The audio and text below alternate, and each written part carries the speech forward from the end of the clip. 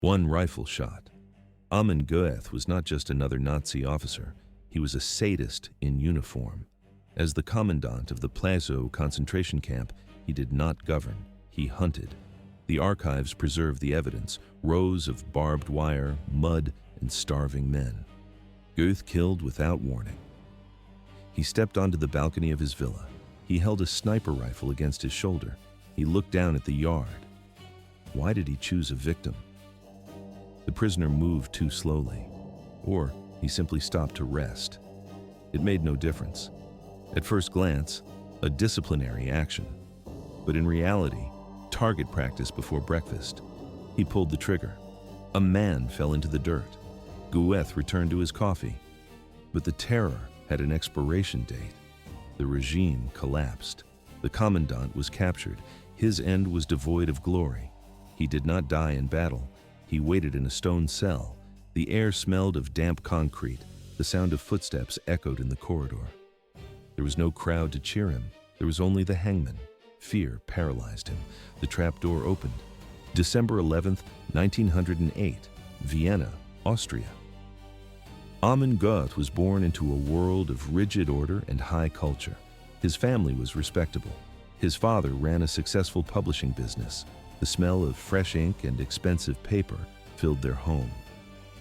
Young Amon attended elite schools in a wealthy neighborhood. He wore tailored suits. He learned the family trade. At first glance, the perfect heir to a business empire. But in reality, a violent sociopath waiting for a trigger. Even as a teenager, the cracks in the facade appeared. Göth rejected his father's path. He drifted toward the fringes of society. By 1925, at just 17 years old, he made his choice. He joined the Austrian Nazi Party. It was illegal at the time. It was a criminal act. Why did a boy from a privileged home turn to extremism? It wasn't economic desperation. It was a hunger for control. He spent his nights in smoky underground basements. He met with radicals. He distributed banned pamphlets. He didn't care about political debates or economic theories. He liked the street fights. He enjoyed the power of intimidation. In the early 1930s, Goeth joined the SS, the Schutzstaffel. This was not a political party. It was a paramilitary cult. He traveled to Germany for specialized training. The instructors broke him down and rebuilt him. They taught him discipline. They taught him how to organize terror. He learned to shut off his humanity. The archives contain his early service records. He worked in intelligence. He gathered files. He spied on those the Nazis marked as enemies. But this was only the prelude. 1938. Germany annexed Austria. The swastika flags rose over Vienna. For Goeth, the time for hiding was over. The Nazi Party was now the law. He operated in the open. He hunted down opponents. He proved his loyalty through brutality. He killed without hesitation. Events accelerated. By the early 1940s, the Reich transferred him to occupied Poland. The war machine needed efficient managers for its grim work. Goeth was assigned to the logistics of genocide. February 1943. He received a specific order. He traveled to the southern outskirts of Kraków. The location was Płaszów. The mission: build a forced labor camp. The Nazis needed a holding pen for the Jews they were purging from the Kraków Ghetto. Goeth stood on the muddy ground. He surveyed the site. He did not see a prison. He saw a personal kingdom. The construction began immediately.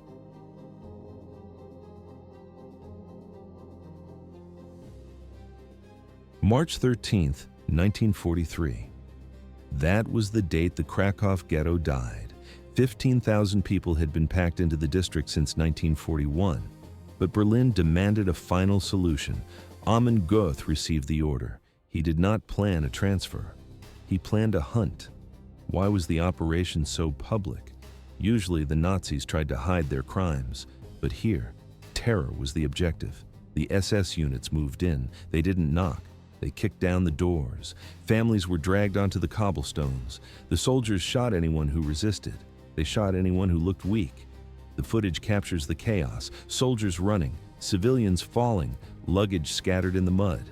2,000 bodies littered the streets by sunset. Bullets caught those who ran. Rifle butts struck those who froze. The cruelty had no limits. Babies were thrown from third-floor balconies. Elderly men were thrown into trucks like sacks of grain. They were driven away and dumped into mass graves. But this was only the beginning. Those strong enough to walk were marched to Płaszów. The location was an insult to the dead.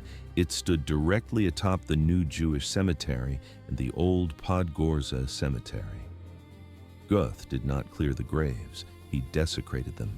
In the frame, broken marble slabs. He ordered the headstones smashed. They were laid down as pavement for the camp roads. Prisoners were forced to tread on the names of their ancestors. Every step was a reminder of their powerlessness. At first glance, a construction site, but in reality, a death factory. By late 1943, 30,000 people were trapped inside. Jews from Kraków, Romani families, Polish political prisoners. The air smelled of rot and unwashed bodies. Water was brown. Medicine was a myth. Dysentery killed faster than bullets. Amon Göth ruled like a feudal lord. He did not want order. He wanted silence and trembling. He famously stood on the balcony of his white villa. He held a sniper rifle. Witnesses described the scene. The crack of a shot, a prisoner falling in the distance, Goeth lowering the gun. He shot people before breakfast, just for sport. A missing button meant death. A slightly crooked posture during roll call meant a bullet. He kept 2 Great Danes. He trained them to tear human flesh. Sometimes he watched them kill while he laughed. One woman dropped a sewing needle. She was beaten for hours. A stable boy moved too slowly. Goeth shot him point blank. Panic was constant. Many chose the wire. They ran into the electric fences to escape the torment. The camp echoed with screams day and night. As Goeth sank into madness, another figure emerged. He began a different game.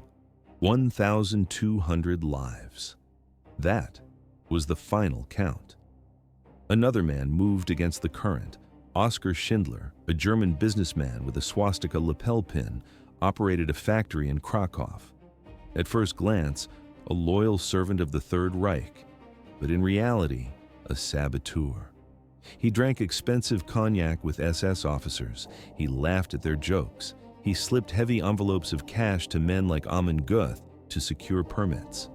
But behind the closed doors of his office, the goal was different. Schindler witnessed the nightmare of Płaszów firsthand. He saw the dust rise from the parade ground. He heard the cracks of whips against human skin. Mothers watched helplessly as guards beat their children. Men collapsed from hunger while assembling heavy machinery. Schindler realized the machinery of death was speeding up, so he sat down at his typewriter. The keys clattered late into the night. He began compiling a list. This became the famous Schindler's List. On paper, the names belonged to essential mechanics and engineers necessary for the war effort. In truth, they were terrified Jewish families he intended to shield. Extracting these people from Goeth's grip required finesse. Why would the commandant release his slaves? It seemed impossible, but his greed was stronger than his ideology. Schindler poured diamonds, black market luxury goods, and alcohol into Goeth's villa. The bribe worked. Goeth signed the transfer papers. The workers were moved to a new factory in Branánek, Czechoslovakia. 1,200 people escaped certain death. For Goeth, it was a minor accounting adjustment. He still had thousands of prisoners left to break. Even as Schindler's train left the station, Goeth continued the slaughter. He shot prisoners for minor mistakes. He once ordered the execution of a group of women simply for having a bad attitude. But the clock was ticking. By mid-1944, the ground beneath the Nazis began to shake. To the east, the roar of Soviet artillery grew louder. In the west, Allied boots were already on French soil. The Third Reich was shrinking. Berlin sent urgent panic directives: liquidate the camps, destroy the evidence, kill the witnesses. Płaszów was next on the list. In September 1944, the evacuation order arrived. The footage shows thick black smoke rising from the camp chimneys. Files were burned in heaps. The surviving prisoners were loaded into cattle cars. Their destination was Auschwitz. Most went straight from the train platform to the gas chambers, but Amon Göth's rule did not end in battle. No Allied soldier kicked down his door. The knife came from his own back. In September 1944, mere weeks after closing Płaszów, the SS arrested him. Detaining a commandant was rare, but Goeth had broken the cardinal rule of the SS mafia. It wasn't murder, it was theft. The SS had strict regulations. Jewish property belonged to the state, not to the individual. Goeth had ignored this. Investigators raided his villa. They found a warehouse of stolen wealth, gold watches, diamond rings, antique furniture, and fine art filled the rooms. He had stripped silver cutlery and Persian rugs from the condemned. He kept it all. But the investigation revealed something darker. The internal reports were damning. Goeth was not just corrupt, he was psychologically unraveling. Subordinates testified about his behavior, random shootings, violent outbursts that served no military purpose. Even the SS found him too dangerous to command men. He was sent to a military mental hospital in Bad Tölz, Germany. Doctors examined him. The diagnosis was clear: psychosis and severe personality disorder. The system spat him out. He was stripped of his rank and locked in a hospital room. While Europe burned and cities crumbled, the butcher of Płaszów sat in silence. He remained under medical supervision until the final surrender. Thus ended his war.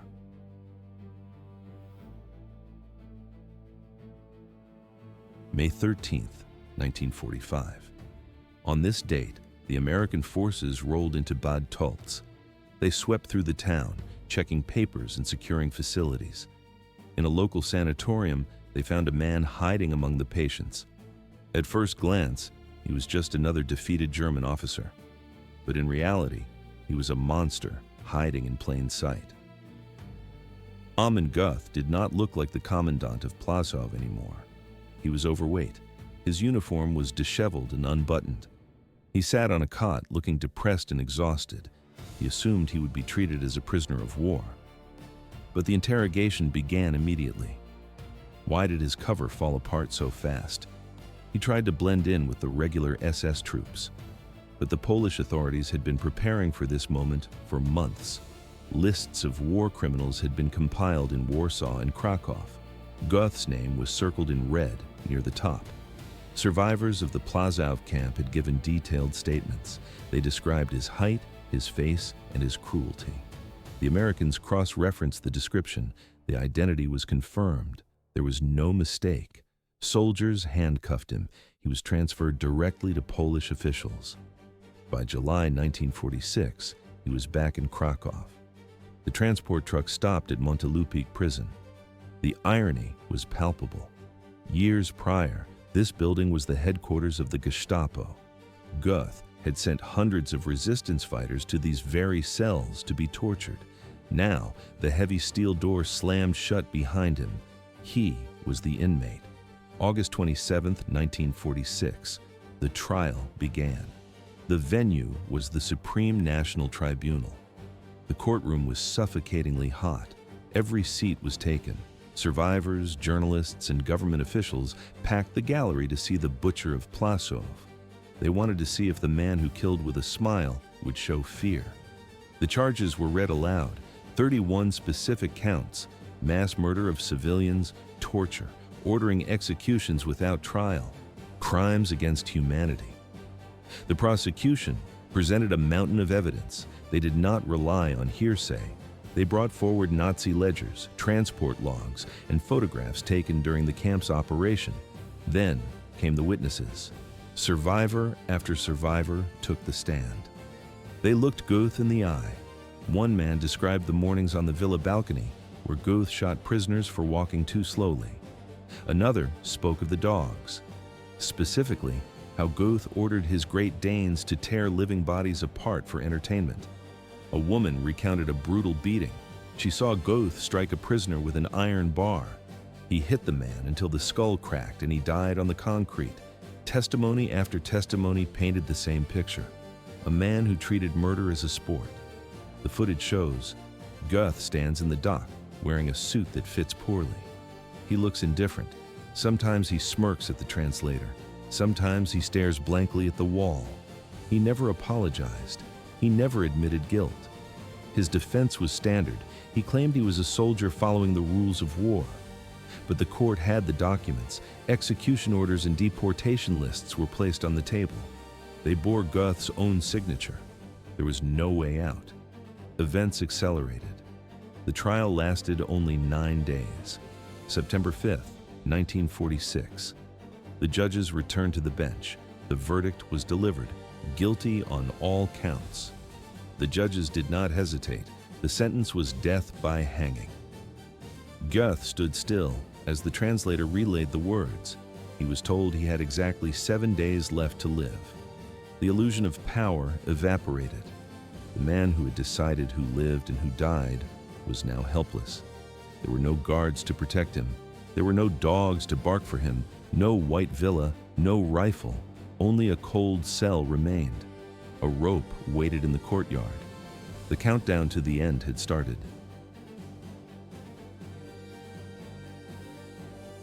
Six o'clock in the morning.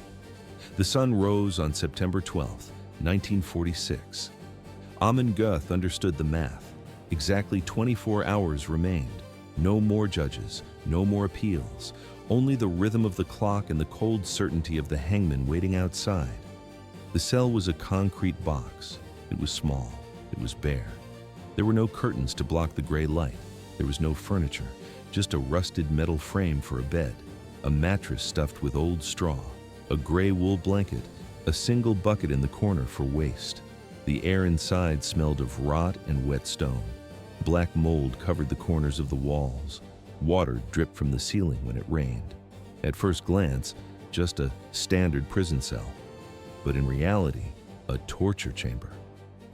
This was the same block where the Nazis had once broken Polish prisoners.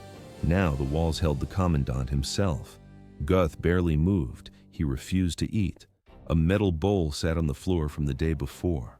Cold potato soup, a piece of stale bread. It went untouched. The guards watched through the peephole. They saw him pace the small floor. 4 steps forward, 4 steps back.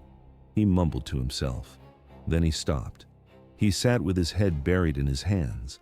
Then he stood up again. He stared at the rough plaster of the wall for hours. The footage shows a wreck of a man. This was not the commander of Płaszów. The sharp SS uniform was gone. Instead, he wore a coarse, loose-fitting prison shirt. It clung to his sweat-drenched skin. He was no longer the hunter. He was bloated. His skin was pasty and gray. Prison life had added heavy, unhealthy weight to his frame, but his face looked drained of blood. Why was he shaking? He had once inflicted terror on thousands, but without his whip and his gun, the terror turned inward. His eyes were sunken into his skull. His hands trembled uncontrollably. Survivors remembered a monster. The court saw a coward. 1800 hours. The heavy door clanked open. A Catholic priest entered the cell. The mission was simple. Final confession. Last rites. The priest whispered the prayers. Goeth nodded. He said very little.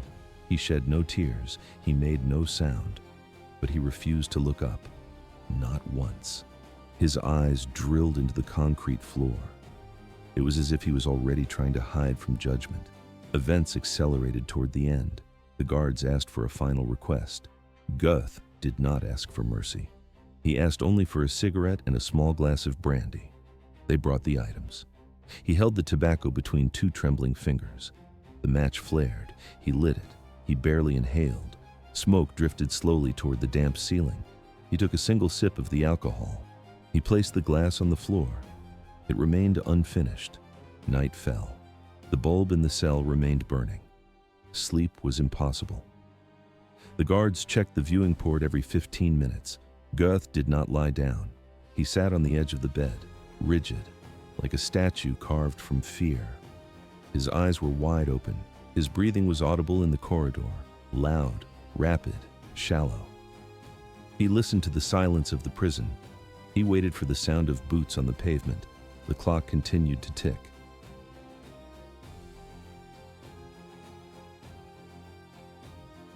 September 13th, 1946. Dawn broke over a cold, gray Kraków. Inside the prison, the silence was absolute. Why was the city so quiet? It wasn't just the early hour. It was the anticipation of justice. Inside cell number 5, Amon Göth sat motionless. It was 5 o'clock in the morning. When the heavy steel door creaked open, he didn't even lift his head. He remained slumped forward on the narrow cot. His arms rested heavily on his knees. Sweat beaded on his forehead, dripping onto the concrete floor. His lips were cracked and white from dehydration. The order came. Stand up. Göth didn't argue. He rose slowly, carefully. It looked as if he had to force every muscle to cooperate. His back was hunched. His chest rose and fell in shallow, rapid bursts. Fear was not an abstract concept here. It was physical. The guards tossed a bundle of clothes onto the floor, the uniform for the gallows. They marched him to a small ceramic wash basin. Cold water hit his skin. By 6 o'clock, the courtyard was active. The execution team checked the equipment. A crowd formed near the gates. At first glance, a simple gathering, but in reality, a funeral rite for a monster. These were not random spectators. They were former prisoners of Płaszów, Polish judges, government officials. They stood like statues. Some clutched small black and white photographs, images of mothers, fathers, brothers killed in the camp. No one spoke. The silence pressed down on the yard, heavier than words. Inside the corridor, the guards secured the handcuffs. Goeth's hands shook violently. The metallic clinking of the iron shackles echoed against the stone walls with every step. He stumbled. A guard grabbed his elbow to keep him upright. A covered military truck idled outside. The engine rumbled. They shoved him into the back. The destination was Płaszów. During the ride, Goeth stared at the floorboards. His eyes were glassy, empty. The guards sat opposite him, rifles in hand, staring straight ahead. 7:15. The truck halted. They had arrived at the ruins of the Płaszów concentration camp. The landscape was barren. No watchtowers remained, no barbed wire fences, no prison blocks. In late 1944, the Nazis had dynamited the site to erase the evidence. They failed. The buildings were gone, but the ground remained. The soil was saturated with the blood of 10,000 victims. Bones still lay beneath the weeds. But this was only the beginning. A wooden gallows stood on a hill. It was positioned near the foundations of the Commandant's villa. Goeth stepped down from the truck. He scanned the horizon. Perhaps he looked for his former home. It was gone. Only overgrown grass and silence greeted him. Survivors stood in a semicircle. They had been children when he ruled this place. Now they were adults watching their tormentor face his end. He didn't speak. He didn't apologize. He didn't ask for mercy. 7:45. Goeth climbed the wooden steps. An official offered a black hood. Goeth shook his head. He refused to hide his face. Sweat poured down his neck. His lips turned a pale shade of blue. His jaw muscles bunched tight. He was trying to suppress a scream, but the terror was written on every inch of his skin. The judge read the death sentence one last time. His voice cut through the morning air. The executioner stepped forward. He placed the heavy hemp noose around Goeth's neck. He adjusted the knot. He pulled it tight. He stepped back. The lever was pulled. The trapdoor opened, but the rope slipped. Goeth hit the ground with a sickening thud. The noose failed to catch. He landed on his back. Blood gushed from his mouth. He had bitten through his tongue on impact. A guttural roar of pain erupted from his throat. He struggled to sit up. His limbs failed him. The hangman and 2 guards grabbed his arms. They dragged him back up the wooden stairs. His boots scraped against the planks. He could no longer stand. They forced him to his knees. His eyes rolled back into his head. His breathing became a wheezing rattle. The executioner adjusted the rope again. This time, he pulled it tighter. Goeth said nothing. The lever was pulled a second time. The trap door swung open. This time, the rope held firm. The body dropped fast. A sharp crack echoed. The neck snapped instantly. There was no struggle. Only the wind remained.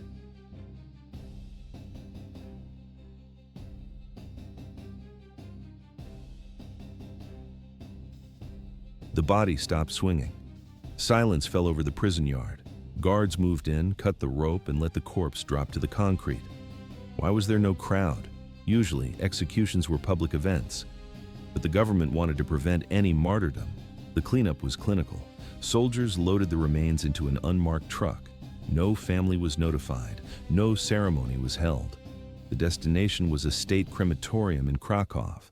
The fire consumed the evidence. At first glance, a routine disposal. But in reality, it was an erasure of existence. The ashes vanished. Two theories emerged. Some reports say soldiers scattered the dust into the Vistula River. Others claim it was thrown into a garbage pit mixed with the city's waste. Visual inspection today shows only empty ground. There is no marker, no grave, no coordinates. The Commandant treated thousands as worthless items. He burned their bodies without a second thought. Now the cycle closed. He became nothing but ash.